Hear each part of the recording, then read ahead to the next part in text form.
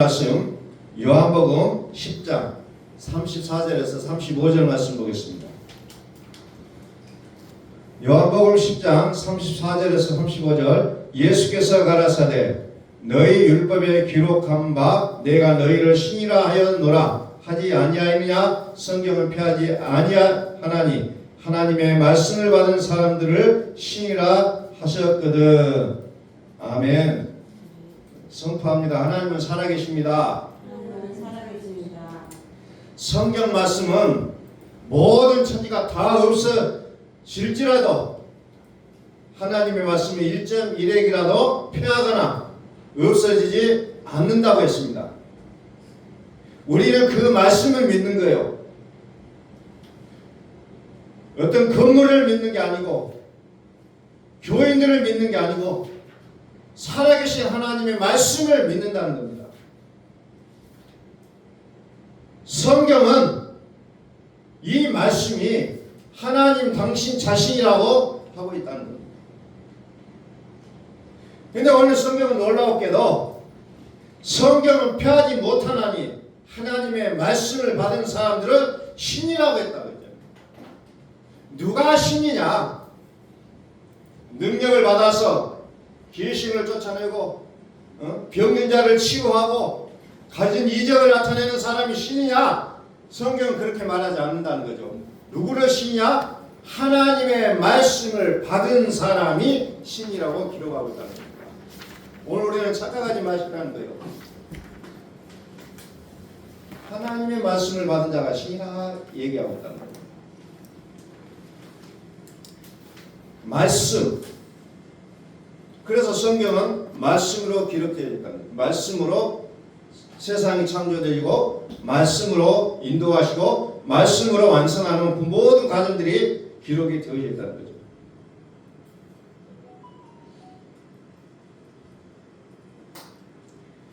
그런데도 불구하고 여전히 나는 내가 하나님 앞에 무언가를 할 수 있다라는 흔적을 남기려고 발버둥친다는 겁니다. 그래서 우리는 그것을 무엇이라고 하냐면은 율법적인 믿음이다 이렇게 얘기하고 있어요. 율법적인 믿음. 율법적인 믿음은 율법 아래 있는 자들마다 다 저주 아래 있다 이렇게 표현하고 있어요. 무슨 말이냐면 율법 아래 있는 자들마다 다 저주 아래 있다. 다 저주 아래 있다. 그래서 호세아 선지자를 통해서 뭐라고 얘기하냐면 나의 백성들아 지식이 없어서 망한다 이렇게 말하고 있다는 거죠. 그렇게 하나님 말씀이라고 하는 그 것들이 수없이 흩어져 있지만은 그럼에도 불구하고 호세아 선지자는 지식이 없어서 망한다는 거죠. 이 지식은 뭡니까? 그때라고 해서 설교가 없었겠어요? 당연히 설교 있었죠. 성경 공부 있었죠. 그런데도 불구하고 지식이 없어서 망했다고 얘기한다는 거죠. 지식이라는 게 뭐예요? 율법으로 열심히 신앙생활해야 하는 모든 백성들에게 영단번으로 예수께서 원수된 것, 계명의 율법을 당신의 모습으로 죽으심으로 폐해주셨다는 이것을 몰랐다는 거예요. 이것을 믿지를 못했다는 겁니다. 그래서 지식이 없어서 망한다는 겁니다. 율법적인 신앙을 뭐라고 성경은 얘기하냐면 바벨탑 신앙이다 이렇게 얘기하고 있어요. 그것이 요한계시록까지 이어지고 있잖아요. 바벨탑은 종국에 가서는 뭐냐? 무너질 거라는 거죠. 그런데 무너질 것을 위해서 생명을 바쳐서 그것을 세워가려고 하는 것이 인간의 욕심이라는 겁니다. 내 백성들이 지식을 몰라서 망한다는 거예요. 지식이 없어서. 예수님이 우리가 행해야 하는 열심의 노력으로 살아내야 할 모든 율법적인 강력한 무슨 종의 영의 활동 속에서 꼼짝 못하고 살아내야 하는 했던 인생들을 대신해서 영단번으로 율법 행위의 법을 깨뜨려 주셨잖아요. 이것을 믿으라는 거예요. 그런데 이것이 믿어지지가 않는다는 거예요. 이것이.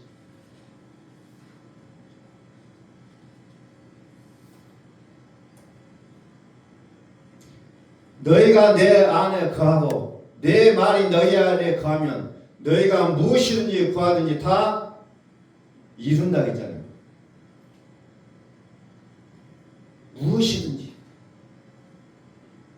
무엇이든지 구하면 다 이룬다. 그런데 뭐요?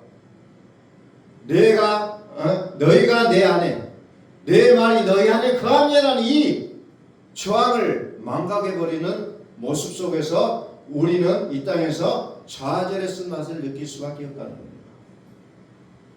좌절의 쓴맛.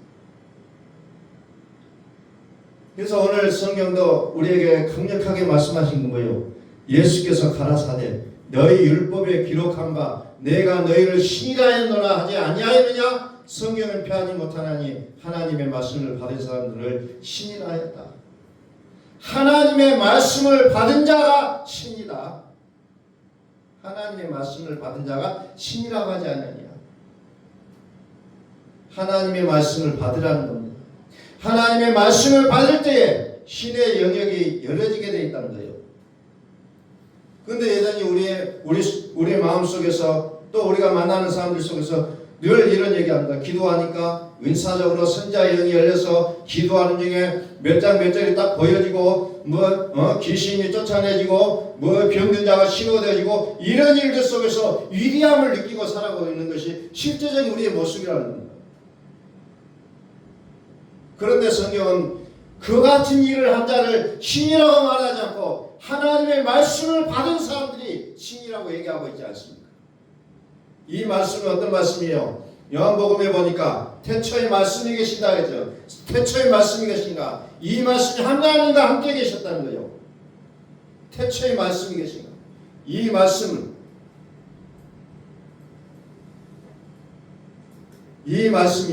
하나님과 함께 계셨다. 이 말씀은 곧 하나님이시다. 이 말씀이 하나님이다. 만물이 그로 말미암아 지음바 되었고 지은 것이 하나도 그가 없이는 된 것이 없다. 그런데 그 안에 말씀 안에 하나님 안에 가보니까 뭐가 있어요? 생명이 있다고 했잖아요. 생명이 있었다. 그 생명은 뭐냐? 사람들의 빛이라고 구체적으로 설명이 되어지고 있다는 겁니다. 말씀 안에 하나님 안에 생명이 있다는 거죠. 다시 말해서 하나님이 살아 계시다는 거예요. 하나님의 살아계심을 뭘 통해서 우리에게 보여주시냐? 말씀을 통해서 보여주신다는 거예요. 말씀을 통해서. 그래서 우리는 우리의 매 순간순간 우리의 살아가며 숨을 쉬는 동안에 우리가 예체해야 될 한마디가 있다면 그것은 하나님이 살아계시다는 거예요. 하나님이 살아계시다.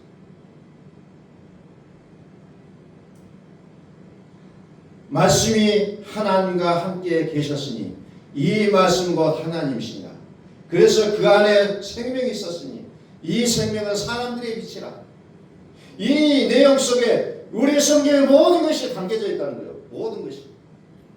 이 생명은 사람들의 빛이다. 다시 말해서 하나님의 말씀을 받은 사람들은 신이다. 이렇게 설명이 되고 있다는 겁니다. 신이라는 거죠. 우리 안에 살아계시는 이 말씀을 받았다는 거예요. 그 자들이 해야 될 일이 뭐예요? 요한계시록 22장 실제로 보니까 그 자들이 해야 될 일이 뭐예요? 이 저에게 예언의 말씀을 지키는 자가 복이 있다 그랬잖아요. 지키는 자가 복이 있다. 이 예언의 말씀을 지키는 자가 복이 있다라고 성경은 요한계시록 마지막까지 예치고 있다는 겁니다. 이 계시록책에 기록된 이 말씀의 내용이 뭡니까? 나는 산 자라. 나는 전에 죽었었노라. 이제 내가 세세토록 살아있어. 세세토록 살아있는 이 생명 대신 이 말씀을 받았다는 겁니다. 요한계시록은 그걸 강조하고 있는 거예요.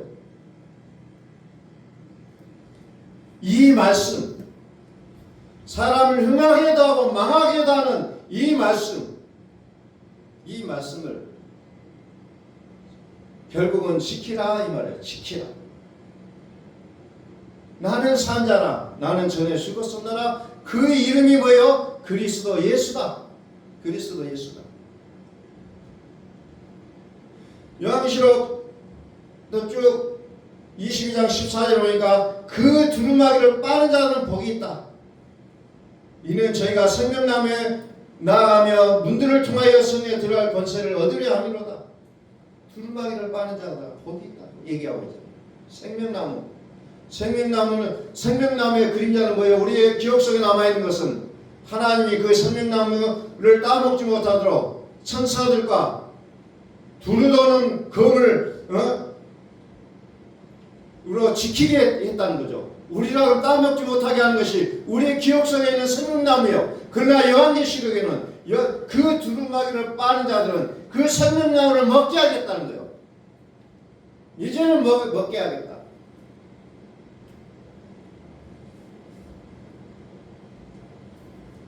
다시 말해서 말씀을 가진 자들에게는 생명나무의 실과를 먹게 하겠다는 겁니다. 그렇게 에덴 동산에서 우리의 조상 아담과 하와를 쫓아내고 그것을 지키기까지 했던 하나님께서 이제는 그것을 먹게 하시겠다는 거예요. 이게 하나님께서 우리에게 주시는 놀라운 축복이 아니겠냐 하는 겁니다.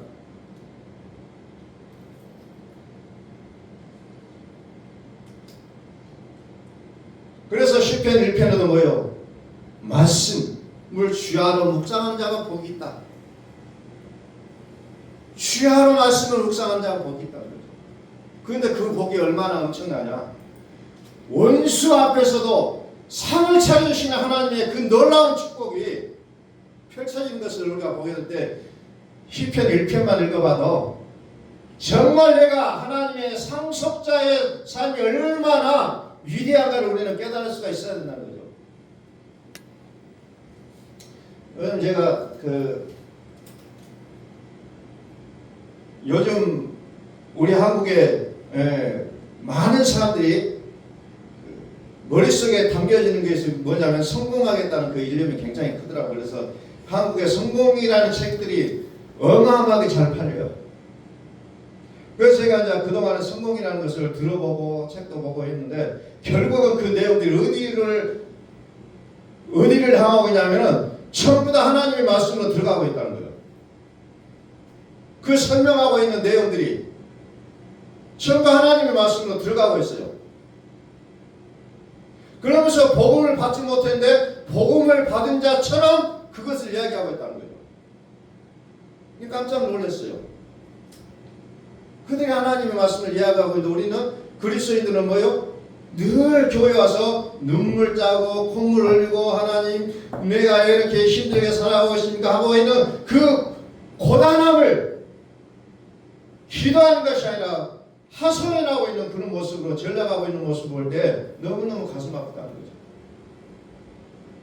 우리는 약속의 상속자들인데도 불구하고 비굴한 구걸을 하는 그런 내용으로 우리가 나아가고 있다는 겁니다.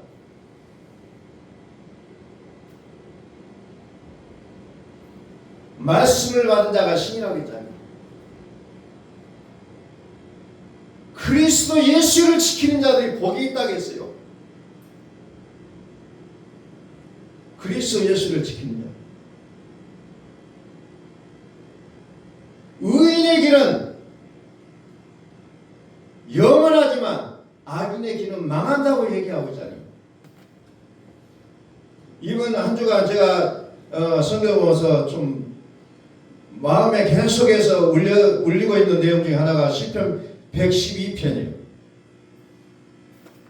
112편에 이렇게 기록되고 있어요. 할렐루야 여호와를 경외하며 그 계명을 크게 즐거워하는 자는 복이 있도다.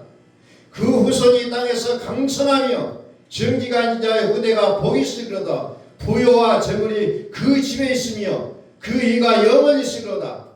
여기 보니까 여호와를 경외하며 그 계명을 크게 즐거워하는 자가 복이 있다. 시편 1편하고 똑같은 내용이다. 요한계시록에 있는 말씀과 똑같잖아요. 그 두루마기를 빠는 자들, 그 두루마기를 빠는 자는 복이 있다. 그 두루마기를 빠는 자는 복이 있다 했잖아요. 결국 같은 내용들이에요. 그런데 그 말씀의 계명이 곧 영생이라고 있는데 그 계명을 즐거워하는 자들 집에 뭐가 있어요? 부요와 재물이 있다고 했잖아요. 하나님께서 그 가정을 책임져 주시겠다는 약속이 성경에는 분명하게 기록되어 있는데 오늘 하나님께서 솔로몬을 찾아가서 자 너는 무엇을 갖고 싶냐? 지혜가 있고 부가 있다. 좀 뭘 갖고 싶냐? 그 솔로몬은 지혜로운 사람이 맞아요. 지혜를 갖고 싶다. 왜? 지혜 안에 모든 게 다 들어있거든요. 부요와 건강.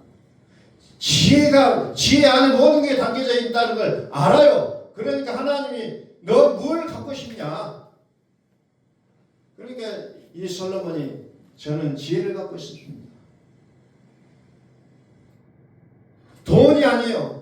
건강이 아니에요. 지혜를 갖고 싶다. 왜? 지혜 안에 그 모든 게 다 담겨져 있거든요. 솔로몬은 그걸 알아요. 너무너무 잘합니다.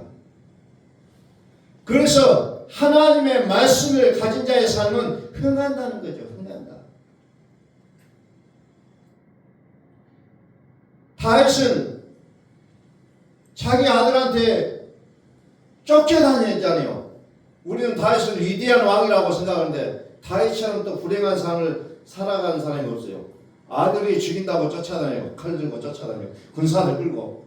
그래서 그는 그 동굴 속에 숨어가지고 그냥 숨죽이며 초조하게 숨어있는 그 모습, 그런 상황 속에서 그는 외쳐요.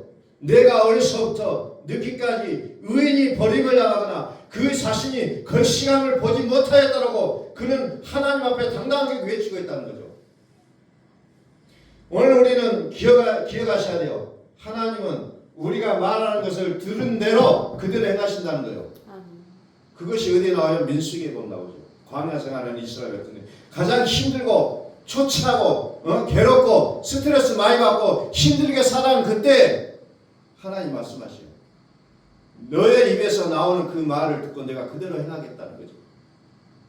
다시 말해서 우리가 이 땅에서 살아가면서 내가 힘들다.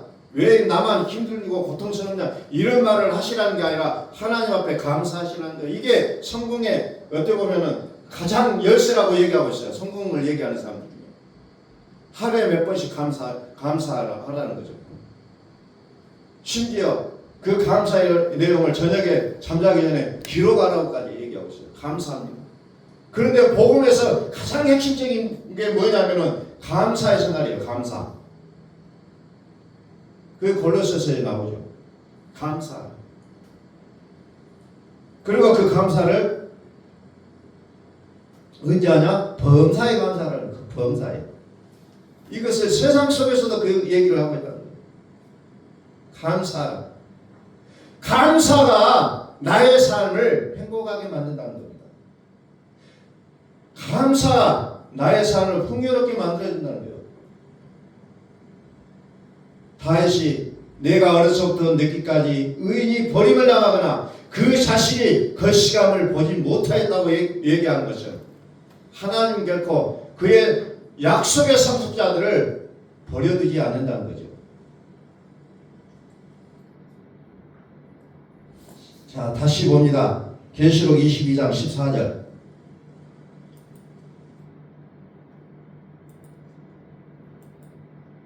그 두루마기를 빠는 자들은 복이 있으니 이는 저희가 생명나무에 나아가며 문들을 통하여 성에 들어갈 권세를 얻으려 함이로다.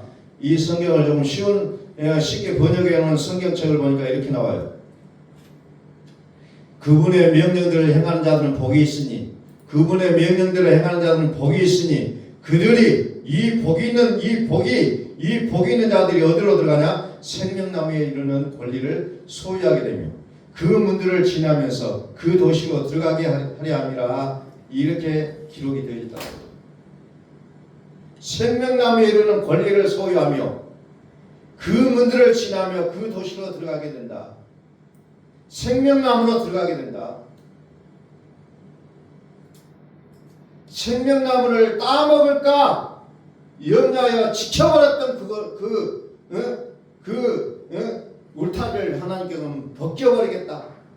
접근할 권리를 주겠다는 거예요. 계시록 그 전체, 계시록뿐만 아니라 성경 전체는 성경이 나에게 기록한 말씀이고 곧 나에 대하여 기록한 말씀이고 영생이라고 얘기하잖아요. 영생이 뭐냐니까 참 하나님이라고 얘기하고 있습니다. 천국이 뭐냐? 사람들이 천국이 뭐냐고 물어보면 대부분 대답을 하고 막 금은보화가 가득 차 있고 뭐 어쩌고 아름답고 막 평화롭고 막 이런 얘기를 해요. 그런데 천국은 진짜 천국은 뭐냐? 하나님이 계시는 것이 천국이라는 거예요. 하나님 계시는 거. 다른 게 아니에요. 하나님 계시는 게 천국이라는 겁니다. 우리 한번 선포합니다. 하나님은 살아계십니다. 하나님이 계신 것이 천국이라는 겁니다. 그래서 우리는 말씀을 알면 알수록 내가 커져가는 것이 아니라 내가 작아진다는 거예요. 하나님의 생명을 알면 알수록 내가 작아져요.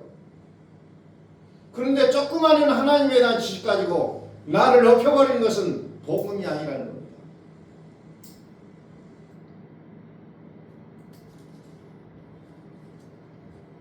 물로만 아니라 피로도 임하셨던 예수 그리스도, 그분을 갖는 것이 우리의 신앙의 목적이 되어야 된다는 겁니다. 성경에 기록한 목적도 바로 그거예요. 하나님의 아들 예수를 민자들의 생명을 얻게 하고, 그리고 예수를 그리스도의 이름까지, 예수의 이름을 넘어 그리스도의 이름까지 주는 그리스도시여 살아계신 하나님의 아들이심을 믿는 게 복음이라는 것을 성경으로 우리에게 끊임없이 말씀하고 있다. 오늘 중요한 말씀으로 한번 또 들어갑니다. 신명기 28장 말씀. 신명기 28장.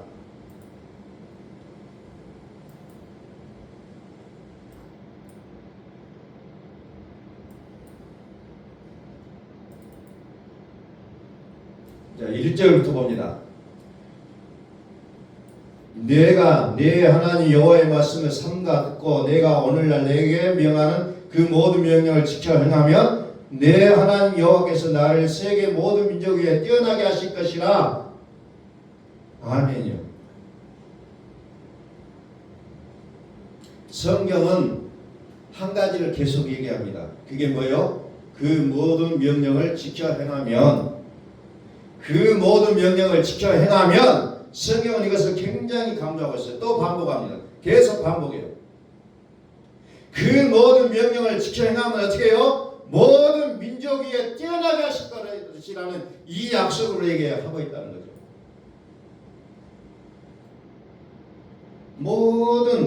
너를 세계 모든 민족 위에 뛰어나게 하실 것이다. 우리가 지난 시간에 시편 133편에 뭐라고 얘기했습니까? 3절에서 헐몬의 이슬과 시온의 산들에 내린 이슬과 같도다. 주께서 거기서 복을 명령하셨으니 이 복은 영생이라고 했잖아요. 영생이라. 성경은 다 똑같이 말합니다. 성경은 무슨 얘기냐? 말씀을 지켜라. 말씀을 받은 자들이더라. 그러면 너희는 사람을 넘어 신과 같이 될 것이다. 그 신은 어떤 분이요? 우리 안에 영원토록 떠나지 아니하고 함께 살으시는 이 믿음을 얘기하고 있다는 겁니다. 그래서 성경은 근본적으로 무엇을 얘기합니까? 너희는 이 마음을 품으라. 그 그리스도 예수의 마음이라고 얘기하고 있잖아요. 이 마음을 흐트러뜨리면 안 된다는 겁니다. 왜? 여기에 생명이 있기 때문에요. 너희는 지키만 그 무엇보다도 마음을 지키라고 했잖아요. 왜? 마음은 생명의 근원이라고 했어요. 왜 생명의 근원이야? 거기에 그리스도 예수의 마음이 있기 때문에 그게 생명의 근원이라는 거예요.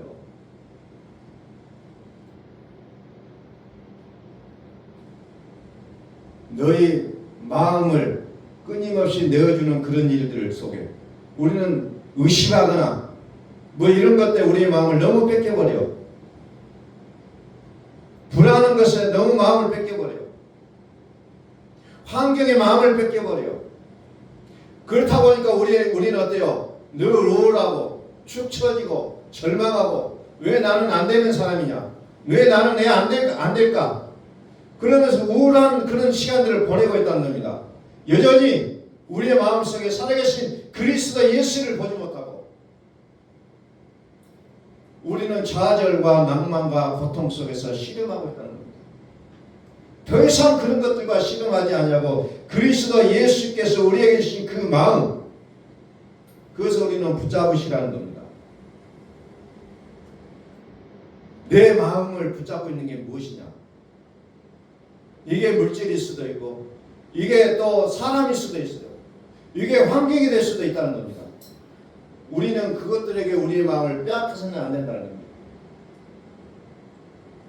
여호와께서 복을 명하셨으니 이 명령이 곧 영생이라. 우리는 어디에서 복을 구합니까?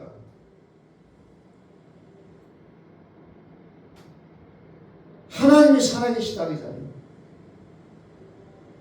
하나님이 살아계시다고 하는데 우리는 자꾸 다른 것을 우리는 마음을 주고 있다는 겁니다. 세상에 마음을 주고 있어요.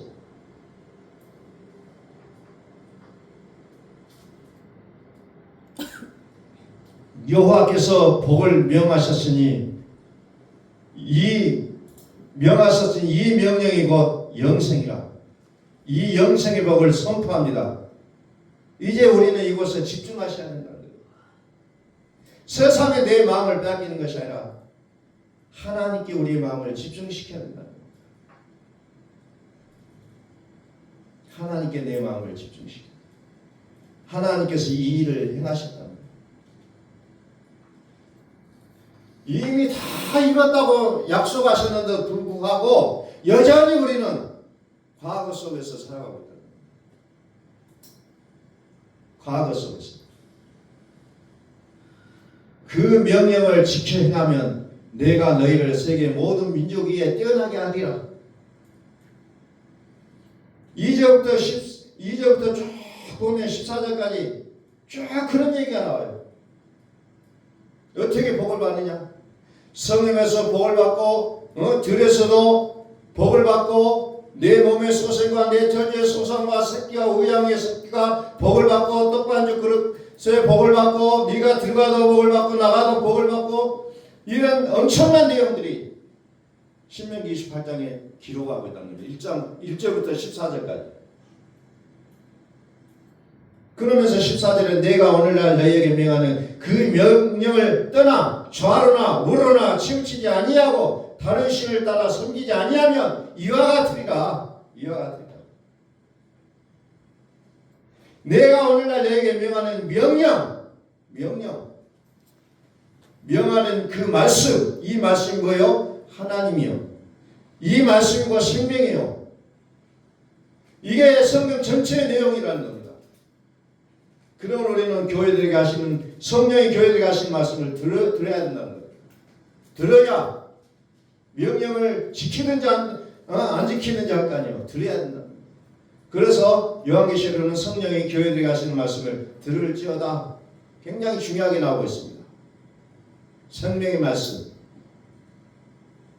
생명의 말씀. 이 말씀을 좌로나 우로나 치우치지 아니하고 다른 신을 따라 섬기지 아니하면 이와 같으리라. 다른 신을 섬기지 아니하면 이와 같으리라. 신명기 28장 13절에서 얘기하고 있잖아요. 그런데 다른 신을 섬기지 않는다 그러니까 이걸 종교적으로만 생각한다는 겁니다. 우리의 삶 속에서 마찬가지예요. 세상을, 물질을 우리가 거기에 치우치는 것이 하나 뭐예요? 복을 주시는 그 하나님의 명령에 우리의 마음과 생각을 집중하라는 거예요. 그러면서 15절부터서는 이제 반전이 기록되어 있잖아요. 맞습니다. 네가 만일 내 하나님 여호와의 말씀을 순종하지 아니하여 내가 오늘날 내게 명하는 그 모든 명령과 규례를 지키지 아니하면 이 모든 저주가 내게 임하고 내게 미칠 것이니. 그래서 이것이 그 뒤로 쭉 나와 68절까지 나와요. 축복의 말씀이 1절에서 14절이라면 저주의 말씀이 15절부터서 68절까지 엄청난 많은 내용으로 기록이 되어졌다는 거예요. 이 명령을 지키지 않는다면, 등한히 한다면, 너의 감정과 너의 생각에 충실해서 이제 상황과 정황에 그게 다른 신이라는 거예요. 상황의 더 넓은 의미는 세상이에요. 세상의 영적 의미는 세상의 신이에요. 세상의 신은 마귀와 사단이요, 예뱀이라고 얘기하고 있잖아요. 그것에게 우리의 마음을 줘버려서는 안 된다는 거예요. 상황과 조건과 여건 이런 것들에 대해서 도대체 그런 것들에 인해서 나의 마음과 생각을 내리고 끊임없이 그리하면 반드시 어떻게 된다고요? 저주가 임한다 라고 얘기하고 있잖아요. 15절부터서 쭉 그게 나오고 있어요. 이걸 행하지 아니하면 이 모든 저주가 내게 임한다. 내게 미칠 것이다. 또 신약성경은 뭐예요? 율법의 행위에 있는 자마다 다 저주 아래 있느니라. 율법의 행위에 있는 자마다 다 저주 아래 있는 자. 또 두 가지로 나오잖아요. 이 말씀을, 이 명령을 지키지 않으면 저주로 한다. 율법의 행위에 있는 자마다 저주 아래 있는 자. 성경은 그것을 우리에게 끊임없이 얘기하고 있다. 28장 3절 다시 한번 볼까요? 성읍에서도 복을 받고 들에서도 복을 받을 것이고, 성읍에서도 들에서도 복을 받고, 이 모든 성경에 기록된 4절에도 계속이 나오죠. 내 몸의 소생과 내 토지의 소생과 내 짐승의 새끼와 우양의 새끼가 다 복을 받고, 짐승의 새끼도 다 복을 받는, 내 광주리와 떡반죽 그릇이 다 복을 받는, 들어가도 복을 받고 나가도 복을 받고. 이 모든 놀라운 일들이 어디에 중심되느냐? 내 명령을 지키냐라는 거예요. 이 모든 복이 내게 임한다. 여호와의 말씀에 순종합니다. 여호와의 말씀에 순종합니다. 그러니까 복이라는 단어를 좀 원어로 한번 볼게요. 바라크라는 단어가 있어요. 바라크. 이 말의 뜻은 뭐냐? 첫 번째로 무릎을 꿇는다는 겁니다. 밭의 소산물들이 무릎을 꿇는다는 거예요. 짐승의 새끼나 양이나 모든 것들이 무릎을 꿇는 거예요. 누구에게? 하나님의 말씀을 가진 자들에게. 모든 피조물들이 기다린다고 했어요. 학수고대하며 기다린다고 했어요. 모든 만물이 결국은 하나님의 말씀을 가진 자에게 무릎을 꿇는다는 거예요. 저는 이 내용을 보면 누가 생각하냐면 솔로몬이 생각나요. 솔로몬이 성전을 짓고 왕궁을 지을 때요, 주변의 모든 왕들이 금은 보화를 가지고 솔로몬 앞에 나와 무릎을 꿇는 모습이 생각이 난다는 겁니다. 하나님의 말씀을 가진 자들에게는 이제 하나님께서 모든 만물이 무릎을 꿇게 한다는 겁니다. 모든 만물이.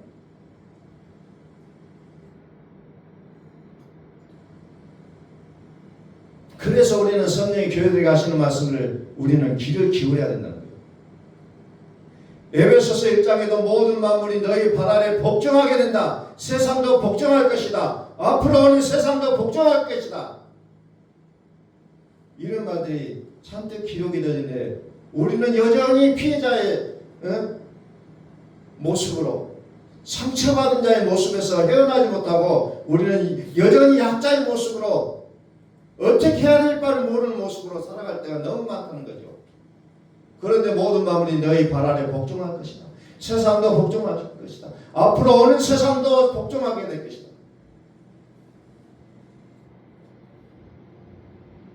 내가 복을 따라가는 것이 아니라 복이 나를 따라온다는 거예요. 세상을 내가 쫓아가는 것이 아니라 세상이 나를 따라오게 되어 있다는 거예요.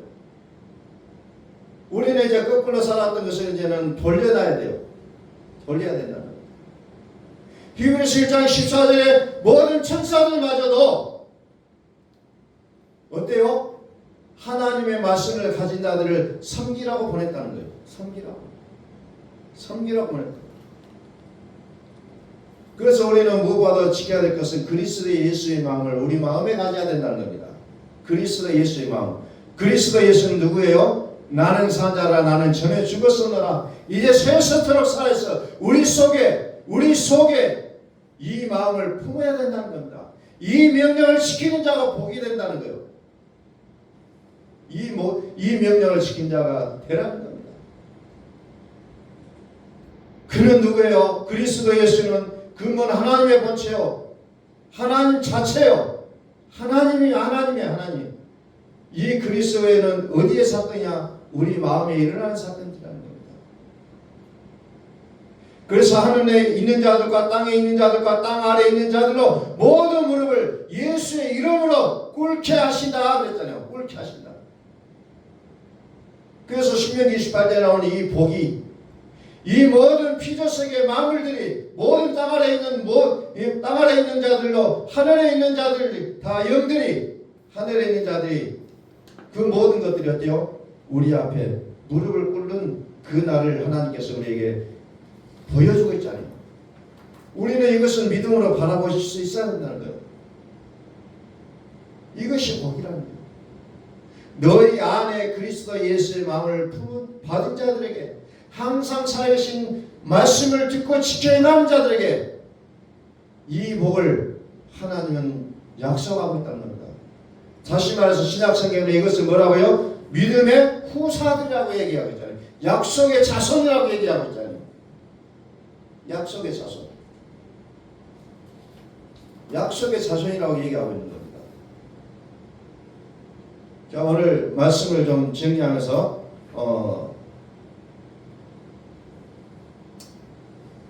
정리하겠습니다.